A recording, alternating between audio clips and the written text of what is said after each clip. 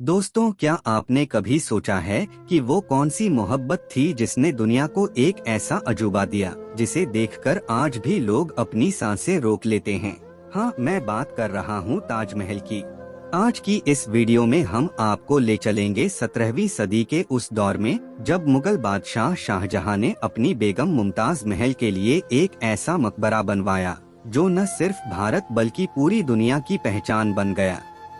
तो चलिए शुरुआत करते हैं उस दर्दनाक लेकिन प्यार भरी कहानी से जिसने ताजमहल को जन्म दिया। सन 1607 में शाहजहां, तब प्रिंस खुर्रम, और अर्जुमंद बानो बेगम, बाद में मुमताज महल की पहली मुलाकात हुई। ये दोनों एक दूसरे के इतने दीवाने हुए कि शाहजहां ने बाकी शादियां करने के बावजूद मुमताज को ही अपनी रूह का हिस्सा मान लिया। मुमताज सिर्फ शाहजहां की बेगम नहीं थीं, बल्कि उनकी सलाहकार, उनकी साथी और उनकी जिंदगी की सबसे अहम इंसान थीं।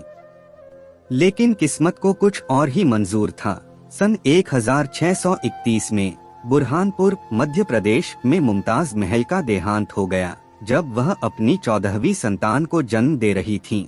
उस वक्त शाहजहां का दिल टूट चुका था। कहते हैं कि कई महीनों तक शाहजहां ने लोगों से मिलना जुलना बंद कर दिया था और उनका स्वास्थ्य भी बिगड़ गया। अपनी मोहब्बत की याद को अमर करने के लिए शाहजहां ने एक ऐसा मकबरा बनाने का फैसला किया जो दुनिया में अद्वितीय हो। उन्होंने आदेश दिया कि यह मकबरा सफेद संगमरमर से बने और इतना शानदार हो कि दुनिया में उसकी कोई बराबरी न हो सके। सन 1632 में यमुना नदी के किनारे आगरा में ताजमहल का निर्माण शुरू हुआ। ताजमहल के निर्माण में 20,000 से अधिक कारीगरों को लगाया गया।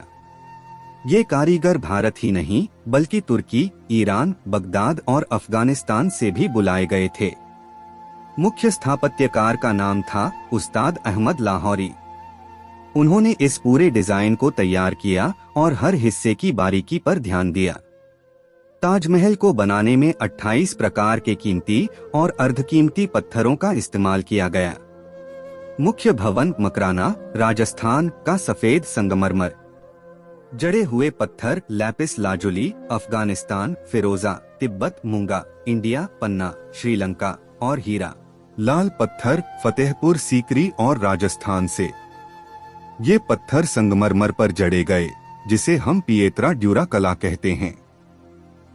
कहा जाता है कि संगमरमर के पत्थरों को लाने के लिए 1000 से अधिक हाथियों का उपयोग किया गया था। ताजमहल का निर्माण लगभग 22 साल तक चला।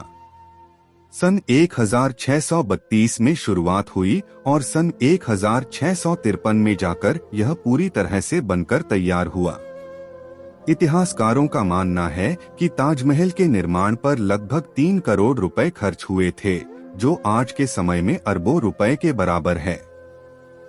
ताजमहल सिर्फ एक मकबरा नहीं है, बल्कि इसमें इस्लामी, फारसी और भारतीय स्थापत्य कला का अनोखा संगम है। चारों तरफ की मीनारें हल्की सी बाहर की ओर झुकी हुई हैं, ताकि किसी भूकंप की स्थिति में वे मुख्य गुंबद पर न गिरें। गुंबद लगभग 240 फीट ऊंचा है और इसे बनाने में अद्भुत इंजीनियरिंग का इस्तेमाल हुआ है। अब आते हैं उस सवाल पर जो अक्सर लोग पूछते हैं, क्या वाकई शाहजहां ने कारीगरों के हाथ कटवा दिए थे? कहानी ये है कि शाहजहां नहीं चाहता था कि दुनिया में ताजमहल जैसी कोई और इमारत बने। इसलिए कहा जाता है कि ताजमहल बनने के बाद उसने कारीगरों के हाथ कटवा दिए। लेकिन इतिहासकारों का मानना है कि यह सिर्फ एक लोककथा है। असल में ऐसा कोई प्रमाण नहीं है कि शाहजहां ने कारीगरों के हाथ कटवाए। हाँ, इतना जरूर है कि शाहजहां ने कारीगरों को हमेशा के लिए दरबार से अलग कर दिया और उन्हें दूर भेज दिया ताकि वे ताजमहल जैसी इमारत दोबारा न बना पाएं। ताजमहल बनने के कुछ ही साल बाद शाहजहां को उसके बेटे औरंगजेब ने बंदी बना लिया और आगरा किले में कैद कर दिया। कहा जाता है कि शाहजहां ने अपनी आखिरी सांसें यमुना किनारे उस खिड़की से ली जहां से उन्हें दूर ताजमहल नजर आता था। मौत के बाद शाहजहां को भी मुमताज महल के बगल में दफनाया गया। यही वजह है कि ताजमहल को प्यार की सबसे बड़ी निशानी कहा जाता है।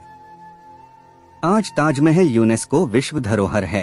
हर साल लाखों लोग इसे देखने आते हैं। यह सिर्फ एक मकबरा नहीं, बल्कि मोहब्बत की वो निशानी है जिसने समय की हर कसौटी को पार कर लिया। तो दोस्तों, ताजमहल सिर्फ सफेद संगमरमर की इमारत नहीं है, बल्कि यह एक मोहब्बत की कहानी है जो सदियों से लोगों के दिलों में जिंदा है। शाहजहां और मुमताज की मोहब्बत ने हमें वो दिया जिसे देखकर पूरी दुनिया हिंदुस्तान की तारीफ करती है। यूनिक ब्लॉगर यहाँ कहानियाँ सिर्फ बताई नहीं जाती, बल्कि दिल में उतारी जाती हैं। अगर आपको यह वीडियो अच्छा लगा हो तो कृपया लाइक करें और चैनल को भी सब्सक्राइब करें। हमारा लक्ष्य है इस वीडियो पर 100 लाइक का। हमारे इस लक्ष्य को पूरा करने में हमारी मदद करें। धन्यवाद।